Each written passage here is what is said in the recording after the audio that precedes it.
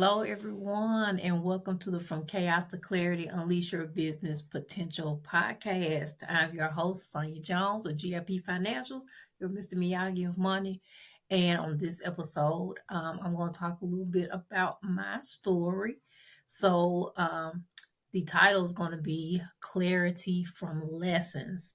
I originally called this Clarity from Mistakes, but I am learning to reframe my words because as we, make mistakes in our business, and some people might even call them failures, they're really lessons if you take them for what they are and reflect on them. So that's why I wanted to name this episode Clarity from Lessons. So you're going to hear a little bit about my backstory before GIP Financials started, because GIP Financials is actually my third business. So, with that being said, and if you see me looking over there at my notes, but just to give you some background about me, I'm an educator by trade. I've been in education for a little bit over 20 years. So, the first 12 years of my career, I taught elementary music at a local private school. Halfway in between that time, while I was pregnant with Jira, I went to the school district. At the time, it was called Memphis City Schools. But then I came back to the private school and stayed there until 2013. And so while I was at the school, I actually had two businesses. The first business that I had was a piano studio. I actually taught piano lessons starting at my mom's house, my parents' house, in the living room in 2006. And then once I got my new place, that was around the same time, a little bit later on in that year, I was having piano lessons at, my home. So at first it started with just private lessons of all ages, from adults to young people, and it eventually grew to group, because when I was at my school, parents were asking about piano lessons after school. So what I did, I went to pawn shops, I got on Craigslist, started buying keyboards, and I got up to about like 8, maybe 10 keyboards. And you go into my music room, especially in the afternoon. Luckily, I had students that loved helping me, so they helped me set up all the keyboard stands, all the keyboards, the adapters, they had to be connected, all the seats, the keyboard seats and stuff like that. So I had group lessons as well after school. So if you can just imagine, I probably was at school most days from definitely like 7:30 a.m. because I had to do car line duty, of course, in the morning. And then I probably left school probably around 5 or 6 once aftercare closed, because of course my kids were at aftercare while I was teaching, right? And then sometimes, depending on the day, I will leave school, and once I got home, I taught more lessons. So Euro and Gyra's second job was entertaining the household, because when I had piano lessons, the parents sat in the living room. Sometimes they had younger siblings, so it was what it was. We were busy, right? We were busy, and in addition to that, I was also a church musician, so we were never at home. We were never at home. Um, so with the piano lessons, it grew to, I would say, I know I taught well over 100 kids. I'm pretty sure I did. And not only that, we did recitals at my home church, Antioch Missionary Baptist Church at the time. And also we did performances. We did the AMRO Keyboard Festival, which one year we had the most piano scholars. And also I'm proud to say that most of our scholars received either superior or excellent, right? So yes.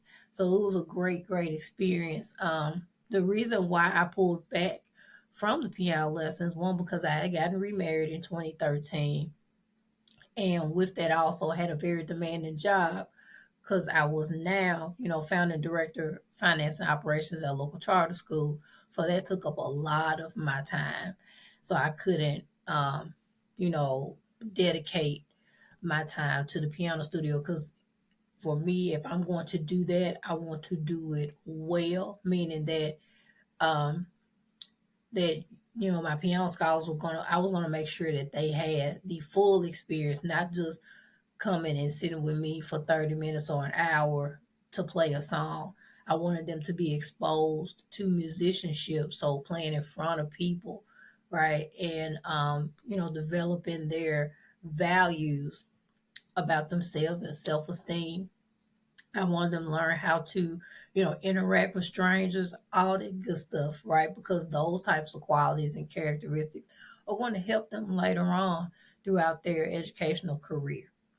Right. So, and on top of that, come on, parents. The parents love the recitals to dress them up, to bring, grandmas and aunties and grandpas and stuff. It was just a great experience. We had a wonderful time. Of course, it was very, profitable just because of the demand. Uh, because, like I said, I was a certified teacher, and my fruit basically spoke for me.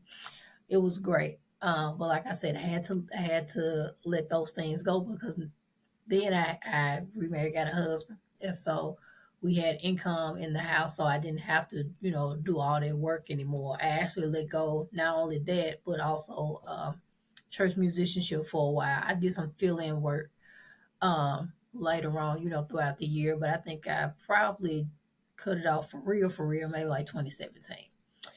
All right, so that was my one business.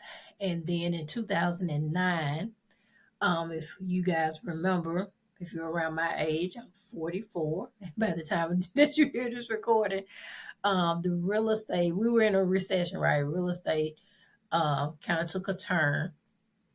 And so there was an opportunity at the time to really kind of invest in real estate. Remember, buy low, sell high. And my parents in particular were affected. My dad's retirement was affected.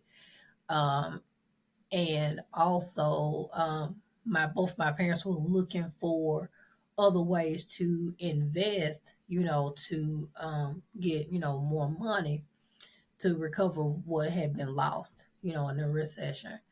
And so with that, I was doing some research about real estate investing. At first, I was looking at doing like single family, homes, because my previous marital residence um, around 2005 was vacant. And so with that, I had to take responsibility for that house because it was in my name. And luckily, my niece's um, mother-in-law rented that house from me, and she's actually still in the house. I don't own the house anymore, but she now is still in that house. Did me a huge favor, right? And the cash flow, everything was working out well, but I was like, I know there's probably got to be something more to this.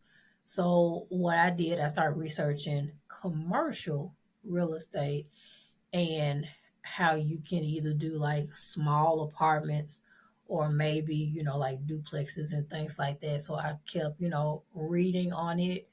And had, I wish I remembered the name of the book that I read. But I remember the guy's first name was Dave. It wasn't Dave Ramsey. And I remember the book was blue.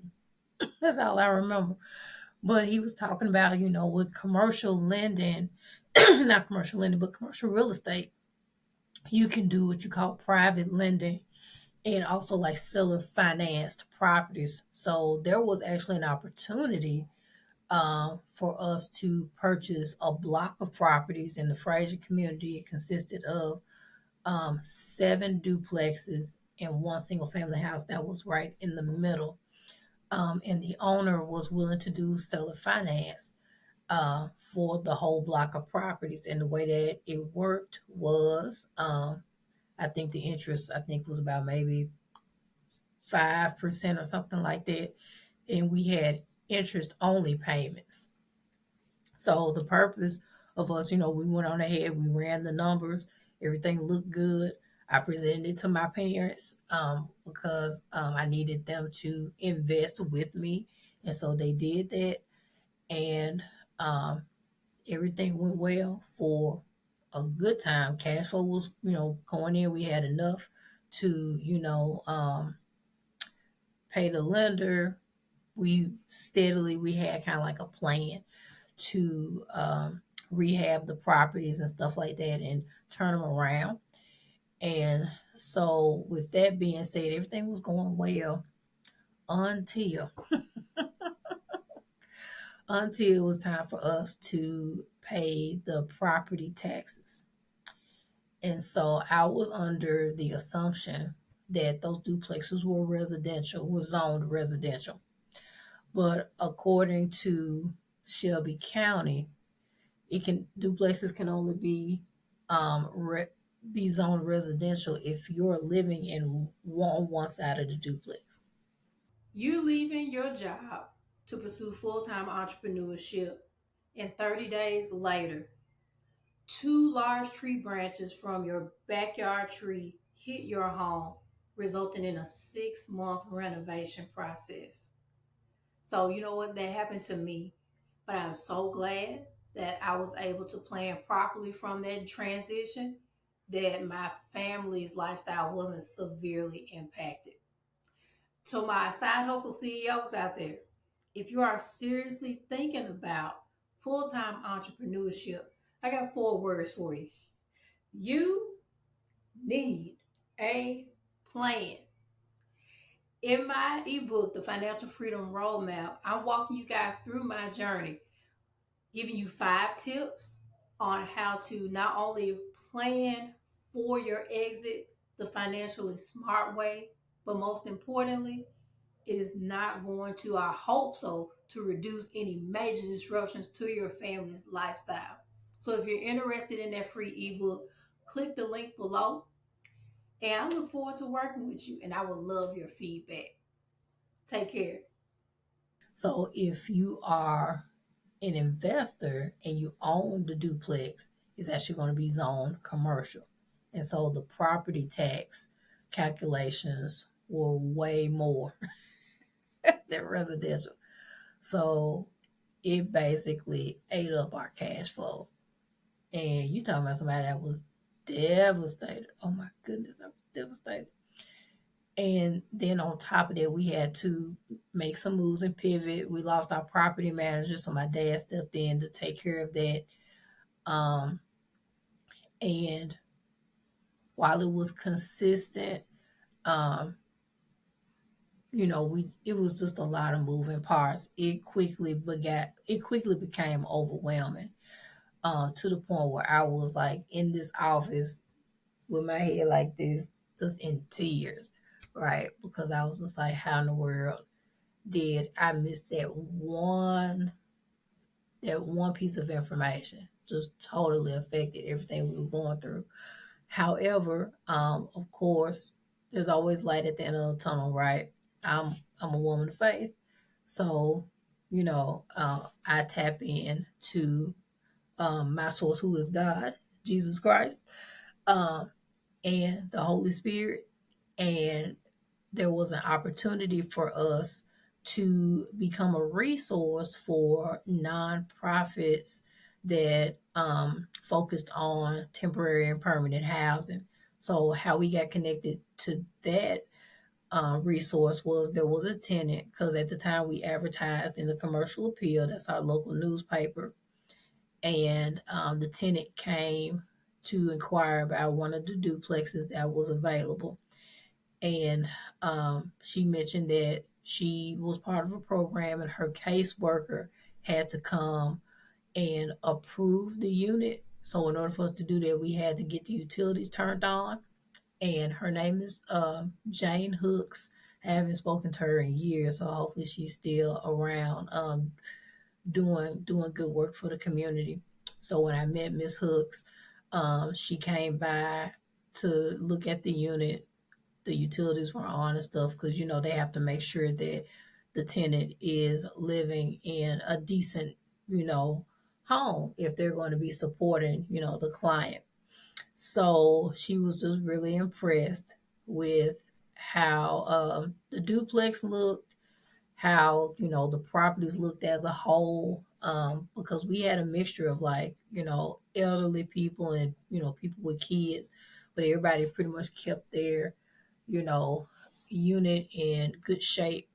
And with that, she just started referring most of her folks over there to where we were. And then when she, I believe, was working for Community Alliance for the Homeless at that time, and then we started getting referrals from MIFA, and other nonprofits, CSA, things like that, to the point where not only were our duplexes full, but we also started connecting with other landlords in the Fraser area and East Memphis.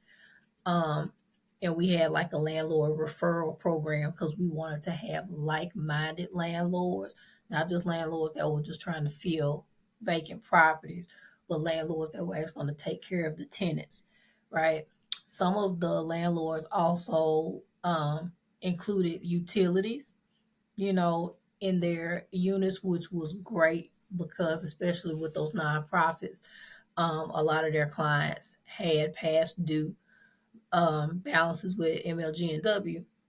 And so to allow them to be qualified for a unit where utilities were included, they loved that. We tried it with a couple of our, units, and it worked out okay, right? But I think the thing that was kind of like the con to that is if the tenants have to be evicted and things like that. And that's just extra that we have to consider on the back end. If a tenant is evicted, and we um, have to deal with the turnkey, stuff like that. But I mean, you do what you have to do to keep um, the units filled.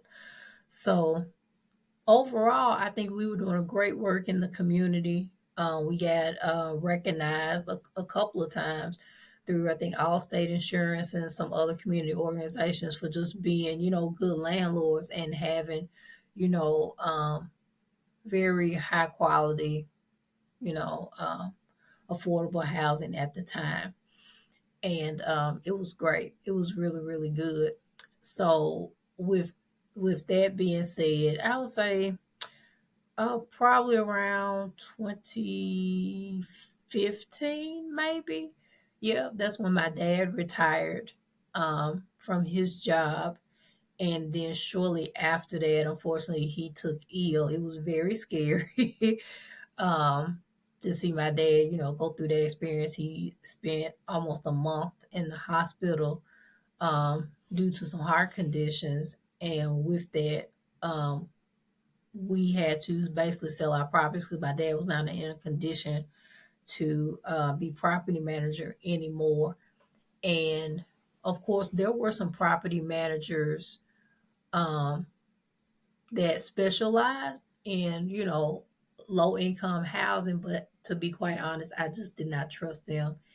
And because I've seen, the quality of, the units that they rented for other, landlords and stuff like that. I just did not like how they did business. And just for me, if I couldn't run it, then I was just going to sell it, right? Because we treated our tenants with dignity and respect. And so I leave it at that. So with that being said, um, we sold all the properties to a particular seller. He also had, I want to say he had other properties in the area, and then I think he ran a daycare. He had other businesses, so we felt like it was a good fit. we felt like he would take care of, the tenants.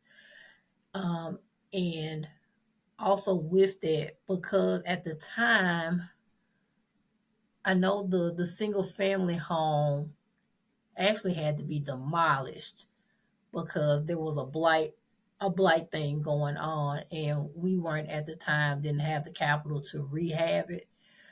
So we actually had to demolish it. So there was a middle lot there, and we were actually thinking about putting like a little, making it to like a little playground for the kids right there. But unfortunately, we didn't get a chance to do that. And upon the sale of the properties, we actually ended up taking a loss. In addition to, we had about $75,000 um, of credit that we still owed to creditors and stuff like that. So we definitely had to kind of pivot and do some things there. And just like I said, shout out to my parents because they basically covered all of that loss. Um, and so, yeah. So, as far as with the lessons that I learned from both of my businesses, um, from the piano business, I would definitely say the lesson that I learned was use what's in your hand. If you got skills, any type of skills, and from what my coach and pastor, Sean Strickland says, to a third grader, a fifth grader is a superstar. So you don't have to be necessarily the expert in something, but if you know a little bit more than somebody else and you can get them over a hump and solve a problem for them, that's definitely something that you could monetize if you wanted to. Right. So with me being a teacher and then also being a musician, that would be a skill that I would have forever. I can go back if I wanted to and play for a church. I could teach piano lessons. I'm actually teaching lessons to one child, and I still get requests for piano lessons to this day. But like I said, if I can't do it full throttle, I'm not gonna do it. So that's that. Although I know it would be booming. It would be booming. But I think probably in this season of my life I will probably rent out some space in order to do that. Just saying, I probably won't do it in my house anymore. So that's that. And then also from the piano lessons, just the importance of return on investment. Um, because I had, all of those supplies and things like that, everything was just really, I say like organic, right? Um, the profit, there was very little overhead. So a lot of like all the pianos and stuff that I bought initially, right? I paid for those, I got that money back really quickly in piano lessons, right? So, and then on top of that, really the only other expense I had was paying for like lesson books, right? So I had my own set of lesson books, but then the students had their own, but then, the parents just paid me back. So, right, just focusing on things that don't have a whole lot of overhead. But for Bell Investments, especially for those of you who are doing real estate, please invest in a mentor that is local to the area that you are investing in. That was the one mistake um, that I didn't do was, although I was reading up on commercial, real estate with that book that Dave guy I was telling you guys about, I was not an active member of the real estate investors group here in Memphis. I didn't do it until after I had already purchased the properties, right? And so I feel like had I done that, you know, um, before the fact and have somebody actually go out there and do the analysis with me, they would have told me that and I probably would have done something totally different. Um, but what I failed to mention is that I forgot about that. Yeah, we also had bought a 10-unit apartment in South Memphis, but we ended up, selling that one to a nonprofit. But yeah, you guys have to make sure that you have the appropriate amount of help and support with you. And also with real estate investment, I would definitely say start small. I probably would have just kept the marital residence because I kept that residence for over 20 years and it always cash flowed. Even when I didn't, as the market, right now is, the market is high.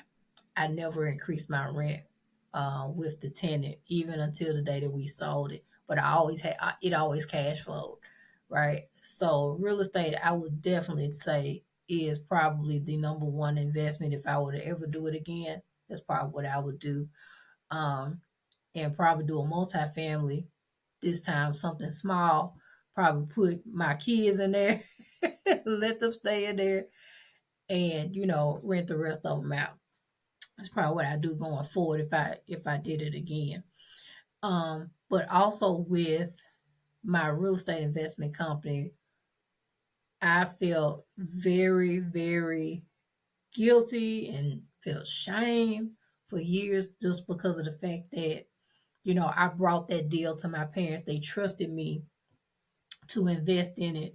And not that it was in shambles or anything. It was just the fact that we didn't profit, and I felt bad about that. And although they definitely, like I said, they stepped in and pretty much, took care of, that 75K, I always still felt like a failure, right? And I didn't want to do business for a long time. I would say about maybe at least 3 or 4 years before, God still, stopped poking me about GIP Financials because I was like, nope, I ain't doing it again. No, no business again. Nope, nope, nope, nope. Right. Until I had to do some mindset work. I invested in, Pastor Sean and Soul Shift Group, Soul Shift Money to get rid of what she calls the money ick and the mindsets that I had associated with money, particularly with the failed real estate business fail, right? Just to be able to shift my thinking into these are lessons learned, right? And I have the capacity to build another business if that's what God wants me to do. And I'm now sitting here in almost, let me see, we are 4.5 years old with GIP Financials. And, with entrepreneurship, it's not for the faint of heart. It's going to be like this. I'm still learning things about my business right now. I'm in the season of messaging and marketing right now. Because I feel like once I can get that settled, then we can probably gain some momentum, right? With exposure and all of that type of stuff, with revenue, things like that. So you just have to it's like putting your business in the crock pot and letting it simmer, right? So it's going to require time, not just for the business to get established and to build up, but to also build yourself up. Being an entrepreneur and a CEO, it's a growth process and you're going to experience growing pains. You have to unpeel the layers of your onion, right? Because everything that we've experienced, right, from money to self esteem to relationships, all of that, if you don't handle and address those things, it's definitely going to flow into your business, right? So get some therapy and get a coach. You got to. If you're going to do business the right way, right, go ahead and save your money. Hire you a coach that aligns with you, that you vibe with, and definitely go therapy. All right, so make sure I got everything. Yes, that's all I had. So remember, your failures are not failures. Your mistakes are not mistakes. They are lessons that you reflect on that will make you better for the next season of your life, right? So I hope that this episode inspired you and you learned a little bit more about me. I'm doing better about that. Start, sharing my story a little bit more. And before I let you go, I just want to let you know that we are shifting into a couple of new ventures for GIP Financials. We're really listening to, our client base as far as the help that they need. And so we're actually going to be opening up not one community, but two communities in the near future. The first one is going to be focused more on, bookkeeping, coaching, financial coaching, called GIP Academy, to where if you are doing your own bookkeeping and you just need, you know, one of our teammates, or you just need a group or a community where you can ask questions in, because no question is a dumb question, right? We're going to have that community for you. It's definitely, going to be not just, um, everybody just asking questions, but there will be some live teaching at least once a month, to where you get me or Latasha or Stantasia or Diamond.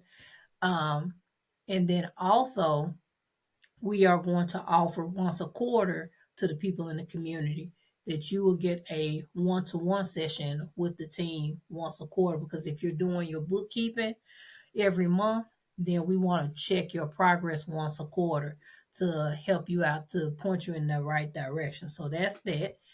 That's GIP Academy. And then our next community is going to be based off of the Grants Aren't Free live stream that we did last month in May.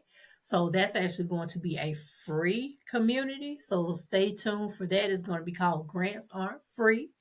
So not only are we going to have the live stream, the 3 live streams that we did last month, but we're also going to be including some other teachings in there as well, right? So the community is free, but we also have some, events in there that may be, for a nominal fee, like doing some very specific and specialized teaching when it comes to grants, and also doing some what we call the grant lab.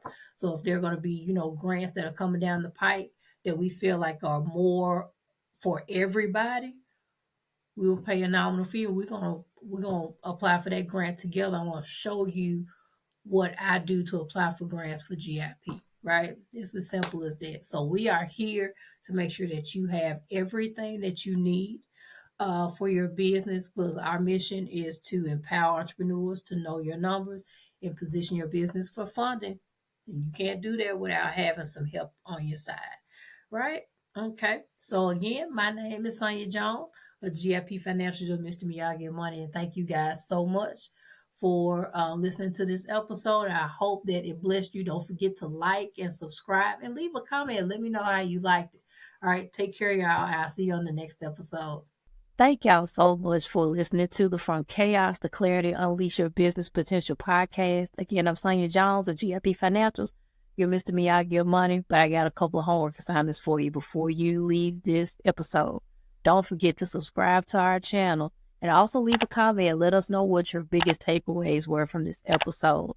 And if you are looking for bookkeeping assistance or you need a money thought buddy, make sure that you go to our website, www.gipfinancials.com, and click on the schedule a consultation button at the top of our website, little green box. And you can schedule a discovery call and talk to one of our teammates to see if we're a good fit. All right. See you guys on the next episode. Take care.